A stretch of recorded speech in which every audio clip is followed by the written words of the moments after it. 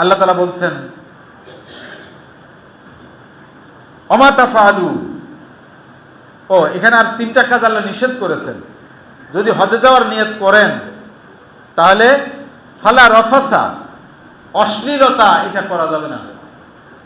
হজে গিয়ে আমরা দেখেছি যে আগে থেকেই খোঁজ নেয় যে মানে সেবার মানটা কিরকম হবে।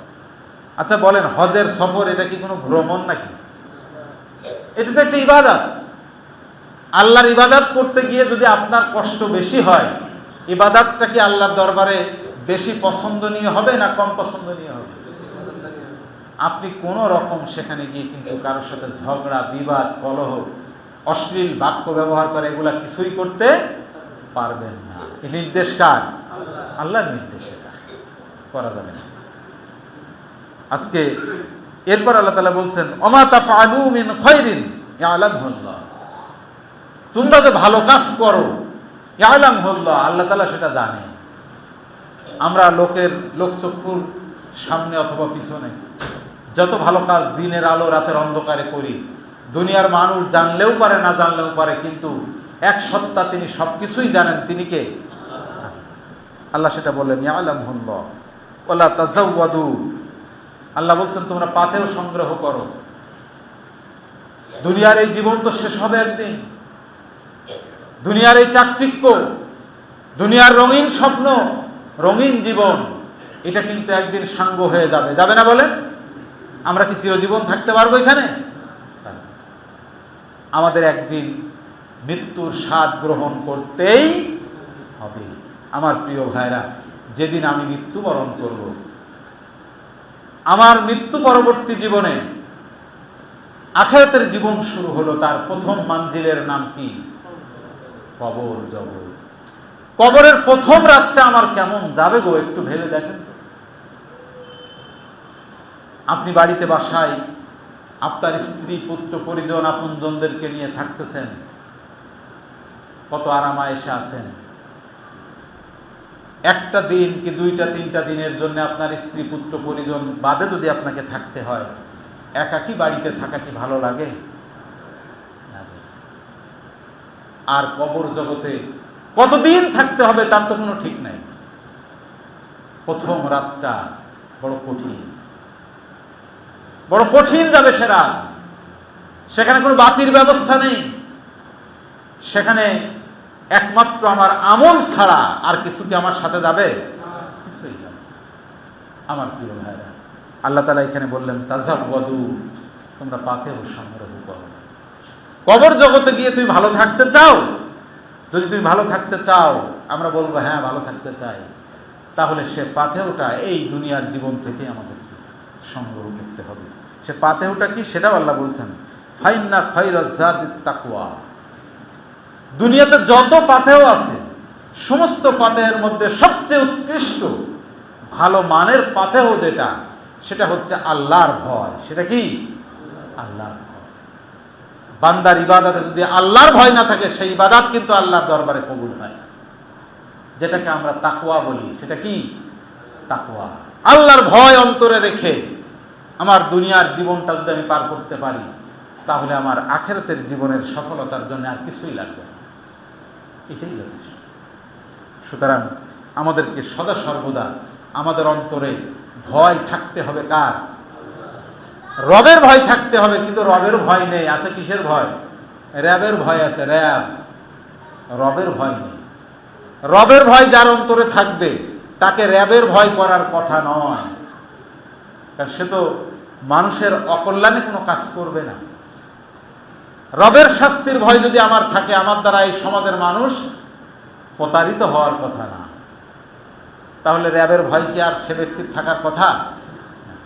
প্রিয় ভাইরা, এজন্য আমাদেরকে চেষ্টা করতে হবে সদা সর্বদা আল্লাহর ভয় অন্তরে রেখে সকল কাজের আঞ্জাম দেওয়া।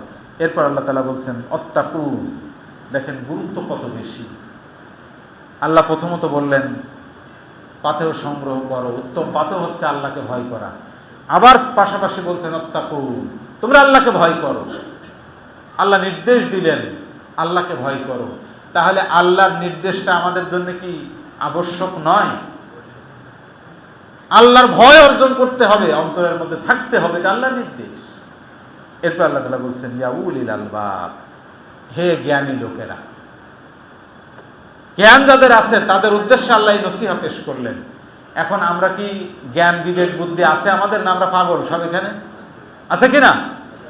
এখনই যদি এখানে বিষধর সাপ একটা আসে, কাউকে কি ডেকে বলা লাগবে ভাই একটু দূরে সরে যান, সাপ এসেছে? বলা লাগবে? চোখ দেখবে, 1 সেকেন্ডের মধ্যে এটা বলে দেবে কাকে? ব্রেনকে। আর ওই একই সময়ের মধ্যে ব্রেন বলে দেবে হাতকে, লাঠি যদি পাও তাহলে কি করো? আঘাত করো, না থাকলে পাকে বলবে তুমি দৌড় দিয়ে পালাও। কত সময় লেগেছে? সব মিলাই 2-4 সেকেন্ডের বেশি লাগে? তাহলে বোঝা যাচ্ছে আমরা কি পাগল, না বুঝ সুঝ আছে আমাদের? সবার বুঝ আছে। দুনিয়ার জিন্দেগি, দুনিয়ার কাজের ব্যাপারে বুঝ আছে আমাদের। কিন্তু যখনই আমরা বলবো ইসলামের কথা, আল্লাহর দিন বিধান মানার কথা, তখন দেখবেন যে একটু কম বোঝে। কি বোঝে? কম বোঝে না বেশি বোঝে? তখন বোঝে না। শুনেছিলাম বহু আগে কিন্তু মনে নেই, অথবা শুনিনি, এরকম বলেই কিন্তু জীবনটা আমরা পার করে দিচ্ছি। সম্মানিত ভাইরা, আমাদের সময় শেষ হয়ে যাচ্ছে। তো আল্লাহ তাআলা এখানে আমাদের জন্য যে বিধানটা দিয়েছেন, বিশ্বনবী সাল্লাল্লাহু আলাইহি সাল্লামের হাদিস, তিনি বলছেন সারা বছর আল্লাহ তাআলা বিভিন্ন অকেশনে তার বান্দাদেরকে মাফ করে থাকেন, কিন্তু একটা স্পেশাল দিন আছে যে দিনে বান্দাদেরকে আল্লাহ এত সংখ্যক বান্দাকে মাফ করেন, যেটা সারা বছরের অন্য দিনগুলোতে এরকম আর হয় না। বিশ্বনবী তার জিন্দেগিতে ইয়াউমে আরাফা, আরাফার দিনে বেলা ডুবা ডুবা ভাব, সূর্য অস্ত যায় যায় ভাব, সে সময় হযরত বেলালকে ডেকে বললেন, হে বেলাল, তোমার সাথীদেরকে তুমি থামতে বলো, চুপ করতে বলো, দোয়া করতে বলো। কার কাছে? আল্লাহর কাছে। এই সময়টার দোয়া আল্লাহর দরবারে কবুল হবে। আল্লাহর স্বীকৃতি হচ্ছে ইয়াউমে আরাফায় আল্লাহ তার এত অধিক সংখ্যক বান্দাকে মাফ করেন যে মাফ আর বছরের অন্য দিনে করা হয় না। সুবহানাল্লাহ। ইয়াউমে আরাফা, আমি জানি না এখানে আমার আরাফার সাথী কেউ আছেন কিনা, একটা আলাদা দৃশ্য সেখানে দেখা যায়। কান্নার রোল পড়ে যায়, চারিদিক থেকে কান্নার আওয়াজ, কি পুরুষ আর কি মহিলা, আলাদা একটা দৃশ্যের অবতারণা হয় সারাটা দিন। বিশেষ করে আসরের নামাজের পর থেকে সূর্যাস্ত পর্যন্ত, সূর্যাস্তের আগেই সেখান থেকে আবার মুজদালিফার উদ্দেশ্যে রওনা হতে হয়। মুজদালিফায় রাত্রি যাপন করা ওয়াজিব। সূর্যাস্তের আগেই আরাফা ত্যাগ করতে হয়। জোহরের নামাজের পর থেকে আসরের পর পর্যন্ত এই সময়টা, সে যে কি কান্নার রোল, আপনি না দেখলে আপনাকে বোঝানো কঠিন হবে। মানুষ কাঁদতেই থাকে, শুধু একটাই উদ্দেশ্য, আল্লাহ যে মাফ করতে চেয়েছেন, আমি আমার জীবনে আর এই আরাফায় আসতে পারবো কিনা কোনো গ্যারান্টি নেই। আপনি উমরা করতে যান ঘন ঘন, উমরাই তো আর আরাফা নেই, আছে? আরাফা আছে কোথায়? হজে। হজ করতে যাবেন যখন, তখন আপনি আরাফায় যেতে পারবেন।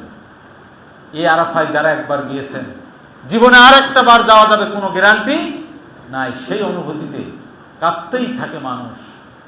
যদি আল্লাহ পাক ওই কান্নাটাকে কবুল করে নিয়ে মাফ করে দেন, তাহলে তার জীবনটা সফল হয়ে যাবে। আমার প্রিয় ভাইরা, আমি আপনাদের কাছে অনুরোধ করতে চাই, কিয়ামতের দিন আমরা যেন আসামির কাঠগড়ায় দাঁড়িয়ে না যাই। আর্থিক সক্ষমতা যদি আপনার থাকে, আপনার নগদ টাকা নাও থাকতে পারে, কিন্তু নগদ টাকা বাদে আপনি অন্য কাজও তো করেন। সামনে যদি জমি কিনা, জমির আইলে জমি এসে যায়, কিনা বিক্রি হয়, নগদ টাকা নেই, আপনি জমি কেনেন না? বলেন, আমরা জমি কিনি কিনা? আপনি বাজারে দোকানদারি করতেছেন, ভাড়া দোকান, দোকান মালিক এসে বলল, ভাই আমার বড় বিপদ, দোকানটা আমি বিক্রি করব। আপনি তখন পেরেশান হয়ে যাবেন যে কিভাবে এই দোকানটা আমি কিনবো। কথা ঠিক কিনা ভাই? টাকা নেই, পেরেশান হয়ে যায় মানুষ। কিভাবে দোকানটা আমি কিনতে পারি? আমার আইলের জমি আমি কিভাবে কিনতে পারি? আমার বাড়ির যাওয়ার রাস্তা বিক্রি হচ্ছে, কিভাবে আমি কিনতে পারি? কথা ঠিক কিনা? এজন্য আল্লাহ তাআলা বলছেন, মান জাহাদা ফাইন্নামা ইউজাহিদু লিনাফসিহি, বান্দা চেষ্টা প্রচেষ্টা যা করে তার নিজের জন্য করে। তো দুনিয়ার জীবনে যে এত করলেন, এত পেরেশান হলেন, আপনার আমার অন্তরে কি ইচ্ছা নেই আল্লাহর ঘর খানায় কাবার সামনে যে কাবার গিলাফ ধরে একটু আল্লাহর কাছে মাপ চাইব, হাজরে আসওয়াদে একটু চুমো দেব, যে পাথর মানুষের শরীর থেকে গুনাহ টেনে নেয়। সুবহানাল্লাহ বলবেন না? আপনার শরীর থেকে গুনাহ টেনে নেবে, আকর্ষণ করে নেবে হাজরে আসওয়াদ, যেখানে চুমো দিলে আর গুনাহ থাকার কথা না। লক্ষ মাইল দূর থেকে আমরা পাঠাচ্ছি সালাম, বিশ্বনবীর রওজায়ে আতহারে গিয়ে সালাম দেব, আলাদা অনুভূতি। এটা কি আমার ইচ্ছা হওয়া উচিত না বলেন? আমার প্রিয় ভাইরা, নিয়ত করে ফেলেন। আপনার অ্যাবিলিটি যদি থাকে, আপনার ইচ্ছা যদি থাকে, সামান্য কোনো সমস্যা থাকে আল্লাহর কাছে বলেন, নিয়তটা করে ফেলেন, আল্লাহর কাছে বলেন। আল্লাহ তাআলা আপনার শারীরিক অসুস্থতা থাকলে দূর করে দেবেন। আর্থিক অসক্ষমতা থাকলে আল্লাহ ইচ্ছা করলে কি ব্যবস্থা করতে পারেন না? আল্লাহ ব্যবস্থা করতে পারেন। এজন্য আমি আপনাদের কাছে বিনীত অনুরোধ করতে চাই, আসুন আল্লাহর ঘরে যাওয়ার জন্য একটু আমরা নিয়ত করি। যারা গিয়েছি আলহামদুলিল্লাহ, যারা যেতে পারেনি আল্লাহর কাছে এই দোয়া করা যে আল্লাহ আমার জীবনে, আমি জানি না কতদিন সময় আছে, হায়াতের মধ্যে, আমার হায়াতে জিন্দেগিতে যেন একটা বার তোমার খানায় কাবার সামনে যেতে পারি, আমি আরাফাতের ময়দানে যেতে পারি, রাসূলের রওজা তাহারের পাশে যেতে পারি। একটু দোয়া করে আল্লাহর কাছ থেকে আপনি পাশ করায় নেন। না চাইলে তো পাওয়া যায় না ভাই, যায় না, চাইলে পাওয়া যায় না। একটু চেষ্টা করেন। আল্লাহর কাছে আমরা সকলে মিলে দোয়া করি, আল্লাহ তাআলা আমাদের সকলকে যেন হজ উমরা যে কোনো একটা, যার জন্য যেটা আল্লাহ কবুল করবেন, আল্লাহ যেন তৌফিক দান করেন। এবং হজের যে প্রকৃত উদ্দেশ্য, সময় তো আমার একেবারেই শেষ, শুধু দুইটা কথা। হজের যে প্রকৃত উদ্দেশ্য আজকে কিন্তু সে উদ্দেশ্য সফল হচ্ছে না। মুসলমানদের ইউনিটি তৈরি করা, এটা ছিল আল্লাহর উদ্দেশ্য। মানুষকে একত্রিত করে, শক্তি সঞ্চার করে, ওই হজের ওখান থেকেই মুসলিমরা হুঙ্কার দিবে, গোটা পৃথিবীর বাতিল শক্তি নড়ে চড়ে বসবে, তারা ভীত সন্ত্রস্ত হবে। আজকে কি তাই হয় না? কি বলেন? তা হয় না। কারণ আমাদের হজ তো এখন আর সেই আগের হজ নেই। আমরা হজ করতে যাচ্ছি, আমাদের হজের মৌসুমেও কিন্তু জালিমদের অত্যাচার কমতেছে না। ওরা জানে গোটা পৃথিবীর মুসলমানরা একত্রিত হয়ে কিছু অনুষ্ঠানাদি পালন করে, সেখানে তাদের ইউনিটির কথা কোনো আলোচনা হয় না, তাদের মনে কোনো স্পিরিট তৈরি হয় না, তাদের ইমানের জোশ আসে না যে আজকের আমার মুসলিম ভাই বোনেরা অত্যাচার নির্যাতনের শিকার, কিন্তু আমাদের করণীয় কিছু আছে, এটা অনুভূতিতে আসে। এই জন্যে আমাদেরকে সে অনুভূতি নিয়ে গোটা পৃথিবীর মুসলমানদেরকে ঐক্যবদ্ধ হতে হবে। আমাদেরকে ঐক্যবদ্ধ হতে হবে বাতিলের বিরুদ্ধে। হুঙ্কার দিতে হলে নিজেদের ইউনিটি থাকতে হবে, শক্তি সঞ্চার করতে হবে। আর আমাদের শক্তির আধার কে? আমাদের শক্তির যোগানদাতা কে? আল্লাহ সুবহানাহু ওয়া তাআলা। কিন্তু তার কাছ থেকে সাহায্য পাওয়ার মতো নিজেকে উপযুক্ত করে নিতে হবে। সুতরাং আল্লাহর কাছে দোয়া করি, আল্লাহ তাআলা আমাদেরকে সে উপযুক্ততা অর্জন করার তৌফিক দান করুন। আমিন। আসসালামু আলাইকুম ওয়া রাহমাতুল্লাহ।